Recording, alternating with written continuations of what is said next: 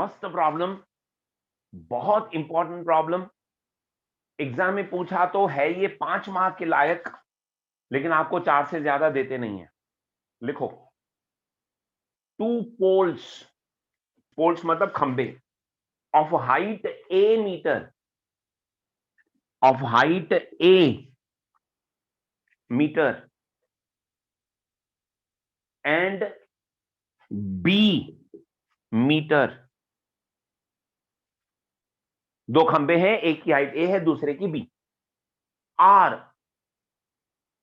P metre apart, p metre apart, apart मतलब दूर। इधर देखो, फिगर दी हुई है, फिगर दी हुई है।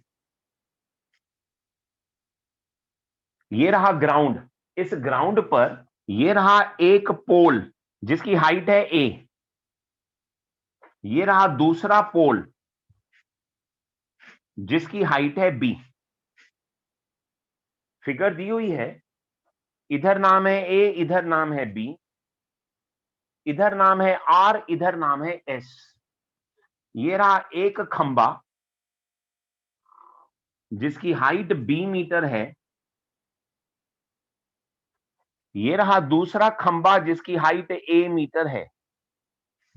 भूलना मत, अगर ये ग्राउंड है तो वो हॉरिजॉन्टल होता है और खंबे वर्टिकल होते हैं। एंगल को 90 होना ही है। Angle between horizontal and vertical is 90। हम इस प्रॉब्लम में अजम्पशन नहीं लिखेंगे। क्यों? क्योंकि फिगर दी हुई है। अगर उसने प्रॉब्लम दिया होता, फिगर हम बनाते, तो हमें बताना पड़ता बाबा ये ग्राउंड है, ये पोल है। लेकिन इस समय फिगर दी हुई है, नो अजम्पशन। खुद ही उसने बोला ये एक पोल है, ये दूसरा पोल है, और इनके बीच का डिस्टेंस दिया है ये पूरा पी। आगे लिखो, full stop.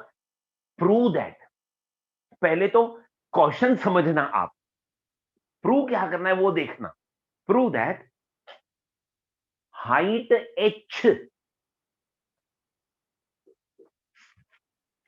Height h drawn from point of intersection n, height h जो बनाई गई है पॉइंट ऑफ इंटरसेक्शन एन में से। अब एन तो दूर की बात है, यहां पे पॉइंट ऑफ इंटरसेक्शन है ही नहीं, कोई किसी को इंटरसेक्ट यानी कि कट करता ही नहीं है, पॉइंट ऑफ इंटरसेक्शन है ही नहीं, एन है ही नहीं। पढ़ते ना आगे, पढ़ते ना आगे। क्या प्रूव करना है? Height h of the point of intersection n, कोई तो भी पॉइंट ऑफ इंटरसेक्शन एन आने वाली है, उसकी हाइट एच। किधर है वो पॉइंट ऑफ इंटरसेक्शन? लिखो, ऑफ लाइंस ज्वाइनिंग, बता रहे हैं कि किसकी पॉइंट ऑफ इंटरसेक्शन है। मुझे प्रूव करना है हाइट एच, किसकी height h? Point of intersection n की। किसकी point of intersection? Of lines joining top of each pole to the foot of opposite pole. समझे? ये देखो, ये इस पोल का टॉप, ये उस पोल का फुट, इसके टॉप को उसके फुट के साथ ज्वाइन किया,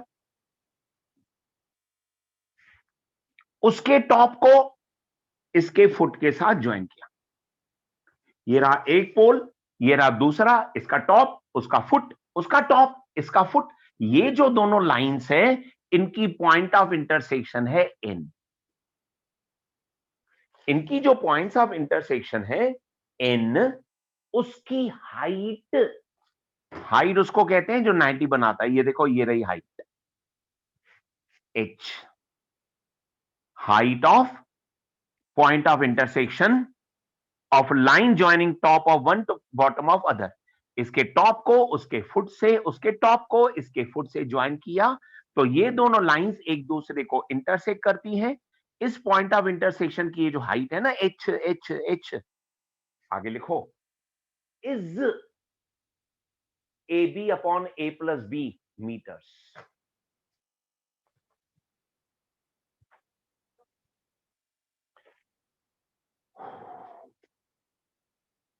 अब सुने मुझे please, it's very important problem, पूछने के बहुत चांसेस बोर्ड में, या तो क्लास के प्रीलिम में, या तो स्कूल के प्रीलिम में, कहीं ना कहीं साल में ये प्रॉब्लम पूछता ही है कंफर्म। सुनो, रट्टा मारना ये प्रॉब्लम को सॉल्व करने का इजी है। ये ग्राउंड है, ये दो खंबे हैं, इनके टॉप को उन दूसरे के बॉटम के साथ जोड़ा, तो मुझे प्रूव करना है H is equal to A B upon A plus b, a B upon A plus b. एक और बात बताना चाहूंगा, प्रॉब्लम में, फिगर में, प्रॉब्लम में कुछ नहीं कहा, फिगर में उसने ये वाला पूरा डिस्टेंस तो x है, p है, ये वाला डिस्टेंस x मार्क किया है। फिगर है मेरे पास, फिगर है मेरे पास, ये वाले डिस्टेंस को x लिखा है, ये वाले डिस्टेंस को y। सुनना मेरी बात, बाय चांस अगर बोर्ड पेपर में ये प्रॉब्लम पूछा, ग्राउंड है, एक खंबा हाइट b, दूसरा खंबा height a, top to bottom, top to bottom, prove करना है कि ये जो हाइट है it is a B upon A plus b, a B upon A plus b. सुनना ध्यान से, इस प्रॉब्लम को सॉल्व करने का 3 स्टेप्स, ध्यान से। पहले इस बड़े खंबे के ट्रायंगल को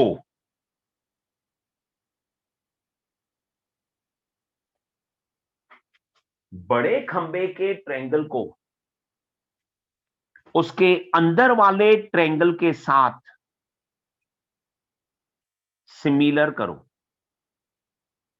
बड़े खंबे के ट्रायंगल को उसके अंदर वाले ट्रायंगल के साथ सिमिलर करो। ठीक है, फिर इजी इजी,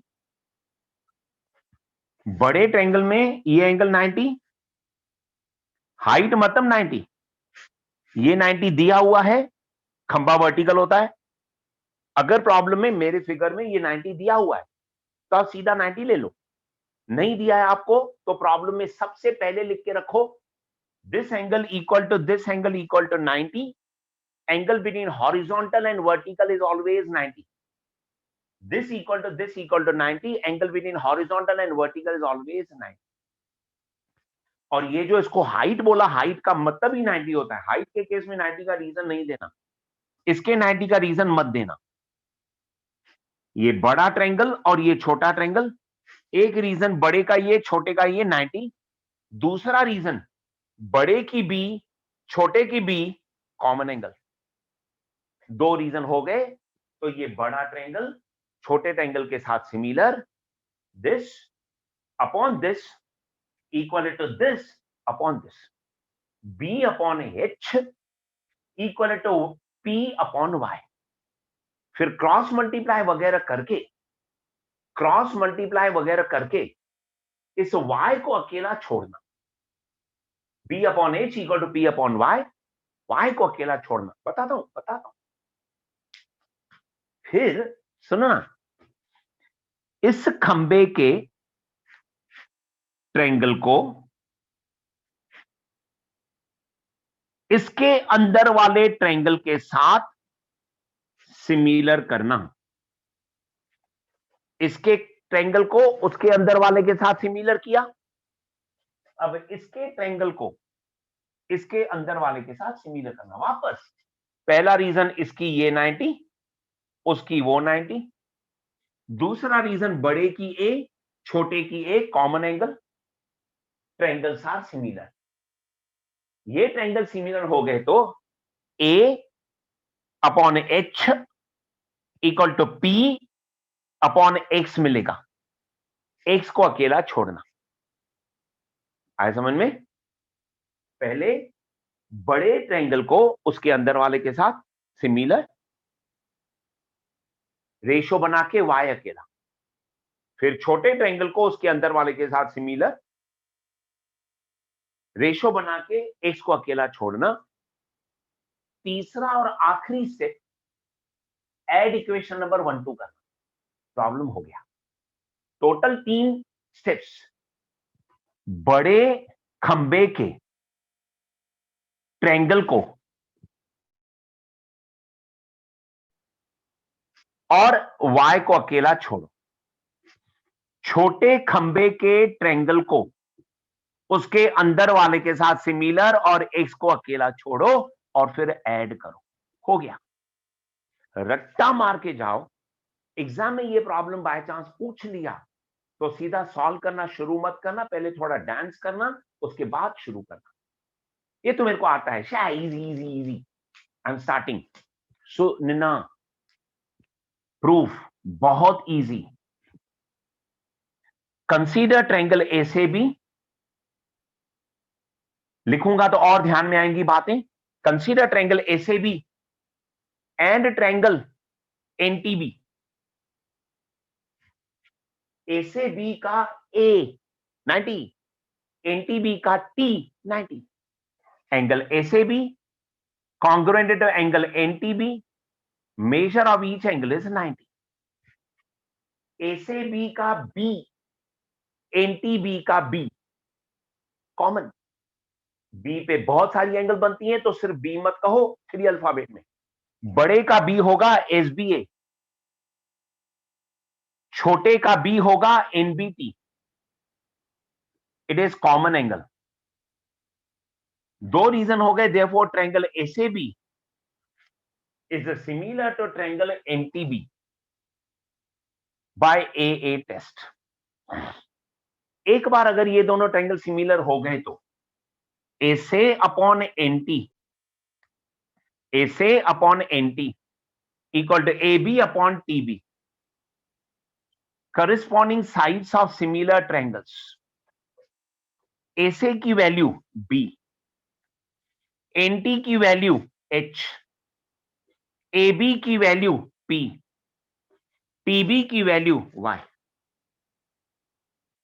क्रॉस मल्टीप्लाई करो, B Y equal to P H. अब y को अकेला छोड़ो, it is equal to P H upon B. See whether you can understand equation number 1। मुझे करना होता तो मैं इसके बाद डायरेक्टली ये करता, y को ऊपर लाके अकेला छोड़ता, y को ऊपर लाके अकेला छोड़ता, उस तरफ ph upon b, ph upon b. आप क्रॉस मल्टीप्लाई करके बाद में इधर आओ या सीधा इधर आओ, आई डोंट माइंड। अभी इस बड़े के ट्रायंगल को अंदर वाले के साथ सिमिलर किया, अब छोटे के ट्रायंगल को अंदर वाले के साथ similar. Consider triangle RBA, consider triangle RBA, RBA and triangle NTA. RBA का बी 90 है, एनटीए का टी 90 है। आरबीए में ए, एनटीए में A congruent to A, angle RAB, you know RAB congruent to NAT, common angle. Same reason repeat कर रहा हूं, same procedure repeat कर रहा हूं। Therefore triangle RBA similar to triangle NTA by A test. जैसे वो triangle similar हो गए तो साइड की बातें, ये ट्रायंगल सिमिलर हो गए साइड की बातें। R B upon N T, R B upon N T is equal to B A upon T A, B A upon T A. सुनो तो सही, सुनो तो सही। आरबी का वैल्यू ए, एनटी का वैल्यू एच, बीए का वैल्यू पी, टीए का वैल्यू एक्स। वापस क्रॉस मल्टीप्लाई करो, A into X X, P into H P H. जैसे ऊपर क्रॉस मल्टीप्लाई करके y को अकेला छोड़ा, इधर क्रॉस मल्टीप्लाई करके x को अकेला छोड़ो, it is P H upon A. Congratulations. बड़े को अंदर वाले के साथ सिमिलर, y को अकेला, छोटे को अंदर वाले के सिमिलर, x को अकेला। आखिरी स्टेप मेरी जान, एड इक्वेशन नंबर 1 and 2।